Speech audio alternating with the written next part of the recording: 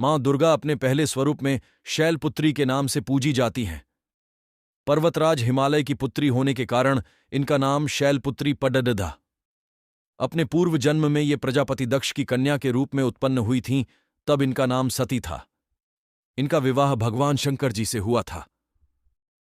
एक बार प्रजापति दक्ष ने बहुत बड़ा यज्ञ किया, जिसमें उन्होंने सारे देवताओं को अपना अपना यज्ञ में आमंत्रित नहीं किया।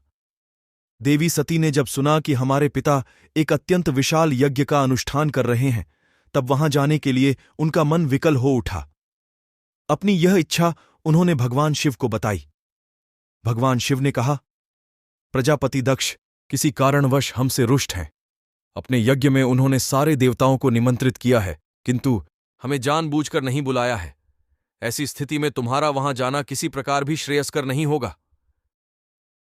शंकर जी के इस उपदेश से देवी सती का मन शांत नहीं हुआ। पिता का यज्ञ देखने और वहां जाकर माता बहनों से मिलने की उनकी व्यग्रता किसी प्रकार भी कम न हो सकी। सती ने पिता के घर पहुंचकर देखा कि कोई भी उनसे आदर और प्रेम से बातचीत नहीं कर रहा है, केवल उनकी माता ने ही स्नेह से उन्हें गले लगाया। परिजनों के इस व्यवहार से देवी सती को बहुत क्लेश पहुंचा। उन्होंने यह भी देखा कि वहां भगवान शिव के प्रति तिरस्कार का भाव भरा हुआ है। दक्ष ने उनके प्रति कुछ अपमानजनक वचन भी कहे। यह सब देखकर सती का हृदय ग्लानि और क्रोध से संतप्त हो उठा।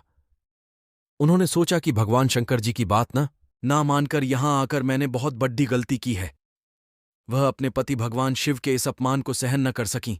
उन्होंने अपने उस रूप को तत्काल वहीं योगाग्नि द्वारा जलाकर भस्म कर दिया।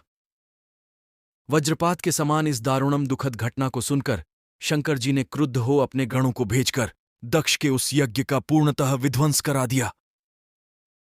सती ने योगाग्नि द्वारा अपने शरीर को भस्म कर अगले जन्म में शैलराज हिमालय की पुत्री के रूप में जन्म लिया। इस बार वह शैलपुत्री नाम से विख्यात हुई। पार्वती, हेमवती भी उन्हीं के नाम हैं। इस जन्म में भी शैलपुत्री देवी का विवाह भी शंकर जी से ही हुआ। मां शैलपुत्री का वास काशी नगरी वाराणसी में माना जाता है।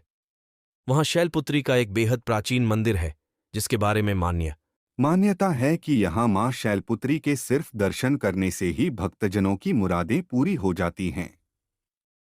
कहा तो यह भी जाता है कि नवरात्र के पहले दिन यानी प्रतिपदा को जो भी भक्त मां शैलपुत्री के दर्शन करता है, उसके सारे वैवाहिक जीवन के कष्ट दूर हो जाते हैं।